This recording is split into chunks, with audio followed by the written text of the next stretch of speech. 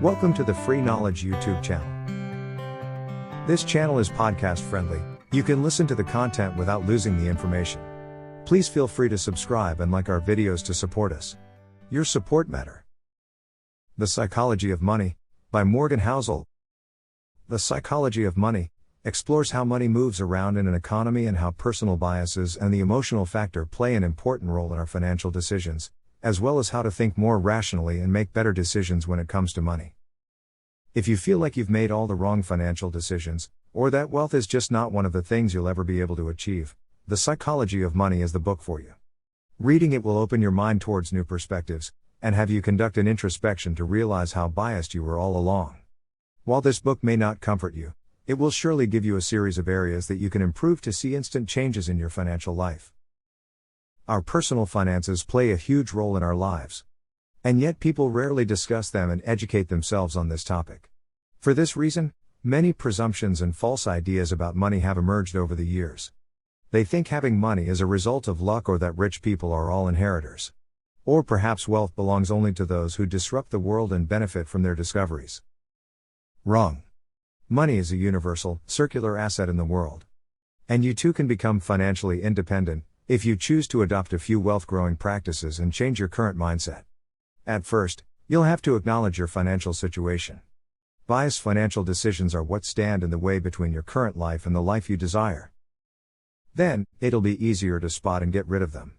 Your ways of seeking status, your envy, and other emotions that have control over you all play a significant role when it comes to your financial decisions. Of course, there are other things to explore when it comes to making better choices with your money. The Psychology of Money outlines what it is that you can do starting today to improve your financial status. Here are my 3 favorite lessons from the book. 1. Being greedy can turn out to be the biggest financial mistake you'll ever make. 2. Envy has no place in the money market, as it can blur your thinking. 3. Our early experiences with money determine our financial decisions later on. Now, let's discuss these lessons in detail, and see how we can benefit from them. Summary 1. When it comes to managing your money, it's better to leave greed out of it. Are you a greedy person? Of course not. Or at least, that's what you tell yourself. We all like to think highly of ourselves and blame our misfortune on unlucky odds.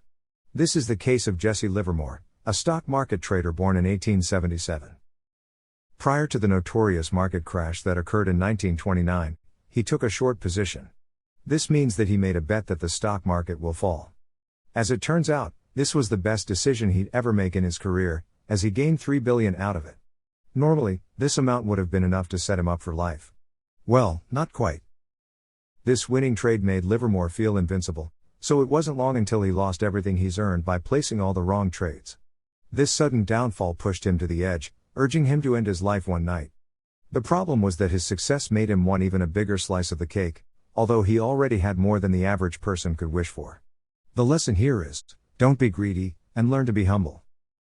When you already have what you wished for or accomplished significant goals in your life, learn to be fearful, maintain your status, and enjoy the present, instead of always seeking more and more. When you're scared of losing everything you have, you won't be happy to risk it all for potential gains.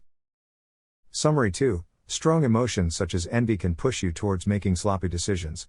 When it comes to money and investing in general, there are certain factors that we should consider and learn how to control in order to become successful.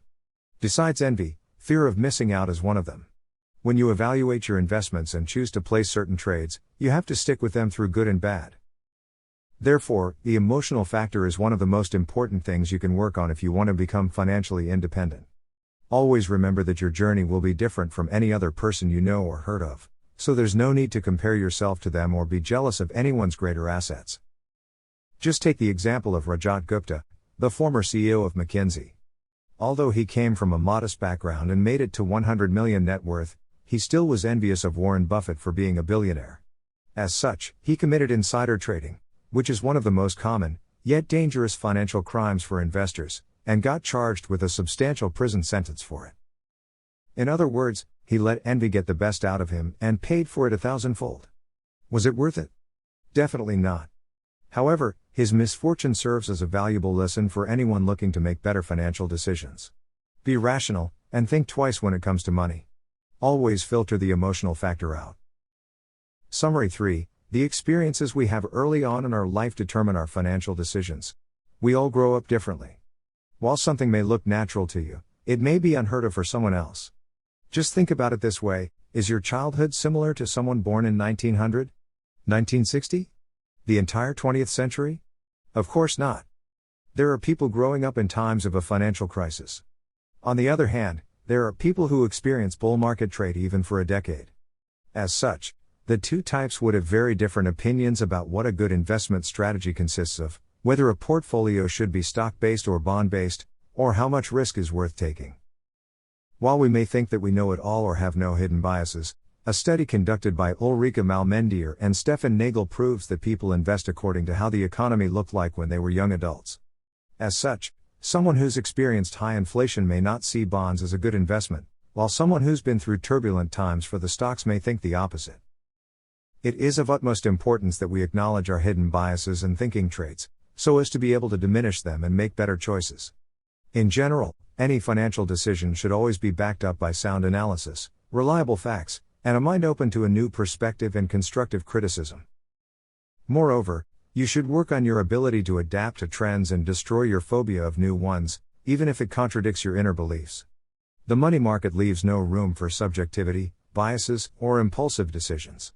Rushed investments can wipe off years of savings, while valuable ones can speed up your journey to financial freedom. There you have it. The Psychology of Money book summary.